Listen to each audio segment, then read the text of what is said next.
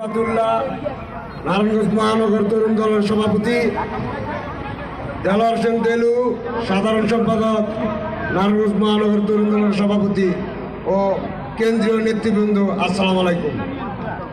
প্রিয় বন্ধুরা, আজকে আমাদের এই অনুষ্ঠান 31 দফা তারেক রহমান কর্তৃক 31 দফা জাতির উদ্দেশ্যে যে উপস্থাপন করেছেন, সে 31 দফা বাংলাদেশের মুক্তির সনদ, কৃষকের মুক্তির সনদ, দিনমজুরের মুক্তির সনদ। আমাদের তারেক রহমান, আমাদের জননেতা তারেক রহমান যে 31 দফা আমরা যদি সকলে মিলে ঐক্যবদ্ধ হয়ে এই 31 দফা বাস্তবায়ন করতে পারি, তাহলে আমাদের বাংলাদেশ তরুণ প্রজন্ম, আগামীর যে তরুণ প্রজন্ম, তাদের জন্য হবে স্বনির্ভরশীল বাংলাদেশ। তারা স্বাধীন মনে স্বাধীনভাবে ব্যবসা বাণিজ্য যা করতে মন চাবে তারা তাই করতে পারবে। আমাদের শৈশব কিশোর বয়স আমরা যখন ছিলাম, আমাদের মনের ভিতরে তখন ভাবনা আসতো, যদি আমাদের দেশে দুইবার প্রধানমন্ত্রী হওয়ার পর সে যেন রিটায়ার্ডে যায়। আমরা এটা বন্ধু বান্ধব আমরা যখন একসাথে বসতাম, বিভিন্ন বিষয় নিয়ে আলোচনা আমরা করতাম। কিন্তু আজকের সেই ভাবনাটা আমাদের নেতা তারেক রহমান সে উপস্থাপন করেছে 31 দফার মাধ্যমে।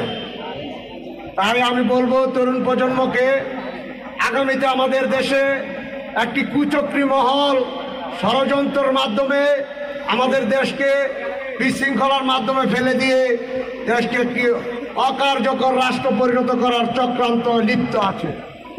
সেই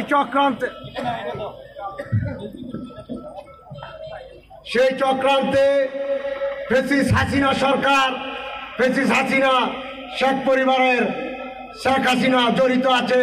ভারতে বসে আমাদের দেশে চক্রান্তে কিভাবে প্রথমে হিন্দুদের মাধ্যমে, সংখ্যালঘুদের মাধ্যমে,